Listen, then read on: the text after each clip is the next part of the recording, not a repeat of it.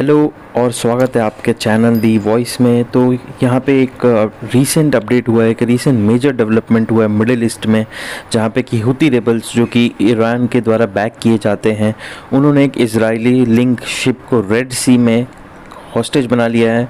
उस शिप को कैप्चर कर लिया और वहाँ पे 25 क्रू मेंबर है जिनको कि हॉस्टेज बना लिया। उन 25 में से कितने इजरायली लोग हैं और इसका क्या इम्पैक्ट होने वाला है आगे चल के, इजराइल इसका क्या रिटेलिएशन देने वाला है, तो इस वीडियो में इस पर डिटेल्स में हम बात करेंगे। तो सबसे पहले मैं आपको मैप दिखाता हूँ जिससे आपको क्लियर हो जाए कि ये रेड सी है क्या। तो ये यहाँ पे आप देख रहे हैं छोटा सा है इजराइल और फ़लस्तीन गाजा, और यहाँ पे है यमन। यमन यूती रेबल्स का घर है। जो यूती रेबल्स हैं ये यमन में रहते हैं और ये बैक किए जाते हैं। इनको जो सपोर्ट करता है वो करता है ईरान। ईरान इनको एज ए प्रॉक्सी यूज़ करता है। जैसे अगर कुछ मिडिल ईस्ट में कराना हो तो अमेरिका का प्रॉक्सी जैसे इजराइल है, सेम वैसे ही इजराइल तो एक कंट्री है, फुल फ्लेज कंट्री है, लेकिन ये जो यूती रेबल्स हैं ये एक तरह से टेररिस्ट ग्रुप हैं जो कि ऑपरेट करते हैं यमन में। और इन्होंने रेड सी, यहाँ पे ये जो मैप, यहाँ पे ये लाइन में ड्रॉ कर रहा हूँ, ये है रेड सी जो कि होते हुए यहाँ से निकलता है, इजिप्ट से होते हुए रेड सी निकलता है। ये रेड सी से यहाँ से एक कंटेनर जा रही थी अरेबियन सी के थ्रू, और यहाँ पे यमन में यूती रेबल्स ने इनको कैप्चर कर लिया है। यूती रेबल्स का कहना क्या है वो भी हम देखेंगे। तो यूती रेबल्स का ये कहना है, जो कि वहाँ के स्पोक्स पर्सन है अब्दुल सलाम। बताइए, बड़ी आश्चर्य की बात है कि आजकल मतलब टेररिस्ट ग्रुप के भी स्पोक पर्सन होने लगे हैं, और चीफ नेगोशिएटर और स्पोक्समैन। बताइए, मतलब ये आश्चर्य की बात है काफ़ी कि टेररिस्ट ग्रुप में भी चीफ नेगोशिएटर होने अपॉइंट हो रहे हैं। उन्होंने ये कहा है ऑनलाइन स्टेटमेंट में कि Israel only understand the language of force. Israel सिर्फ और सिर्फ लैंग्वेज ऑफ फोर्स यूज़ करता है, इसीलिए हमने इसको कैप्चर किया है, और हमारा मकसद यहाँ पे है जो कि इजराइल हमास में कर रहा है उसको स्टॉप किया जाए, और अभी के अभी उसको बंद किया जाए, ऐसा कहना है यूती रेबल्स का। देखिए, कहने से तो बहुत कुछ चीज़ें लोग कहते हैं, लेकिन जिसको करना है, इजराइल को करना है, वो तो कर ही रहा है, वो तो सुनने वाला है नहीं यूती रेबल्स का। और इजराइल ने अब तक अगर डेटा में देखा जाए तो 12,000 फ़लस्तीनी की जान जा चुकी है। मैं फ़लस्तीन इसलिए बोल रहा हूँ क्योंकि इसमें गाजा, हमास और कुछ आम नागरिक भी हैं। ऐसा नहीं है कि सिर्फ हमास के ही 12,000 लोग मारे जा चुके हैं, ऐसा नहीं है। इसमें फ़लस्तीन के भी कुछ लोग डेफिनेटली मारे जा रहे हैं। अब ये जो है अब्दुल्ला सलाम, इनका आगे भी कहना क्या है? इनका कहना है कि जो हाईजैक शिप हुई है उसका कनेक्शन है इजराइल के साथ, और ये आगे भी कंटिन्यू करेंगे इजरायली शिप को टारगेट करने के लिए इंटरनेशनल वाटर्स। अब देखिए, ये सब अरेबियन सी हो गया, आपका रेड सी हो गया, ये सब इंटरनेशनल वाटर्स हैं, पैसिफिक ओशन हो गया, ये सब इंटरनेशनल वाटर्स है।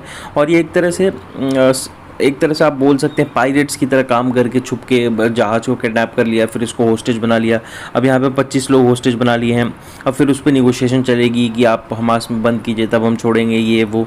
तो इनका कहना ये है कि ये इजरायली जहाज़ थी, हमको ये मालूम चला, और हम ये गाज़ा के अगेंस्ट जो इजराइल कर रहा है उसके अगेंस्ट में हम ये किडनैप हमने किया है, होस्टेज बनाया 25 लोगों को, और ये कंटिन्यू रहेगा। क्योंकि इजराइल जो है वो मतलब टॉक वाली भाषा नहीं है। Israel only understand force. Israel सिर्फ बल की भाषा जानता है।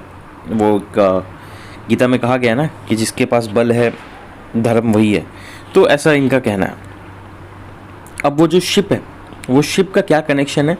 तो बहुत जगह ऐसा बोला जा रहा है कि उसका लिंक ब्रिटेन से है, बहुत जगह ऐसा बोला जा रहा है कि उसका लिंक इंडिया से है। आपने बहुत न्यूज़ में भी पढ़ा होगा कि इंडियन शिप हाईजैक बाई यूती रेबल्स, लेकिन ऐसा नहीं है।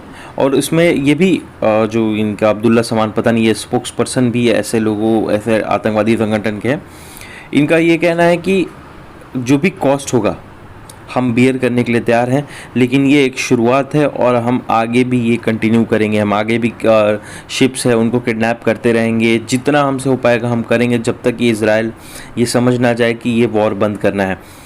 मैं एक चीज़ कहना चाहूँगा, अगर आपको वॉर बंद करानी है तो आप एक ही तरफ क्यों कर रहे हो? अगर आपको इतना ही, आप शांति के देवता हो, दूत हो, तो आपको एक बार ज़रा हमास को भी बोलना चाहिए कि जो 200 लोगों को आपने हॉस्टेज बनाया उनको रिलीज़ करो आप, और फिर उसके बाद अगर इजराइल वापस रिटेलिएट करता है तब आप इस पर बैठ के डिस्कस कर सकते हो। ये आप कैप्चर कर लो, कल को इजराइल कैप्चर करे, तो इससे काम नहीं बनेगा। अब इजराइल का कहना क्या है कि ये जो शिप है ये ब्रिटिश ओन्ड है और जापानीज ऑपरेटेड है, जापान के थ्रू ऑपरेट होती है, ब्रिटिश इसको ओन करता है। लेकिन जो भी ओनरशिप डिटेल है पब्लिक में उस शिप की, वो ये बताता है कि ये इसका कनेक्शन है रे कार कैरियर से, और ये फाउंडेड किया गया था अब्राहम रामी उनगर, जो कि इज़राइल के one of the richest man हैं। उनका कनेक्शन बताया जा रहा है कि ये उनकी शिप हो सकती है, ऐसा कहना है। पब्लिक डोमेन में जितने भी इंफॉर्मेशन है उसके अकॉर्डिंग ऐसा कहना है। अब ये इतना बड़ा न्यूज़ क्यों है, मैं आपको इसलिए बताता हूँ क्योंकि आप अगर ये डिटेल्स देखेंगे तो हमास के साथ तो इज़राइल का वॉर चल रहा है। यमन ने बोला है कि हम भी हिजबुल्ला के थ्रू इज़राइल पे हम हुती रेबल्स के थ्रू इज़राइल पे हम टारगेट करेंगे।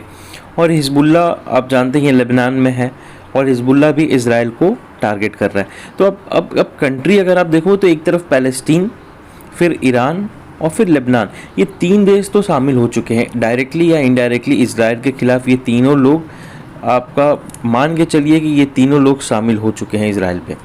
ये 1 2 3 ये लोग क्लियर कट है कि इज़राइल पे ये लोग शामिल हो चुके हैं।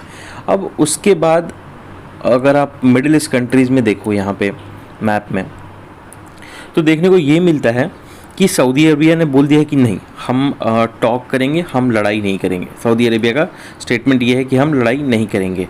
उसके बाद तुर्की एक तरह से अभी भी डामाडोल में है कि क्या करना है, लेकिन तुर्की का भी यही रवैया है कि एक तरह से बैलेंस आप बोल सकते हैं। सऊदी अरबिया ने नकार चुका है कि नहीं हम अभी इराक जो है वो अगेंस्ट है। उसके बाद इजिप्ट जो है वो भी क्रॉस टॉक में है। इजिप्ट ऐसा नहीं है कि एकदम इज़राइल के खिलाफ है, इजिप्ट से भी बातचीत है, डिप्लोमेटिक रिलेशनशिप बनाना चाहता है। सुडान का कोई यहाँ पे रोल है नहीं। तो जो भी बचा है वो तुर्की है जो कि अभी करंट है, ईरान, इराक, सीरिया, ये ऐसे देश बचे हैं। सऊदी अरेबिया से कोई प्रॉब्लम नहीं है, जॉर्डन से भी कोई प्रॉब्लम नहीं। जॉर्डन ने कहा है कि हम बातचीत करेंगे, बातचीत से ही इसका हल निकलेगा। ओमान का कोई मतलब नहीं है, यूएई भी यहाँ पे कुछ नहीं कर रहा है। तो गिन के अब 1 2 3 4 ऐसे कंट्रीज़ हैं जिनका कि टारगेट है अभी इज़राइल। लेकिन ये लोग डायरेक्टली आ नहीं सकते क्योंकि इज़राइल के पास बहुत बेहतरीन डिफेंस सिस्टम है।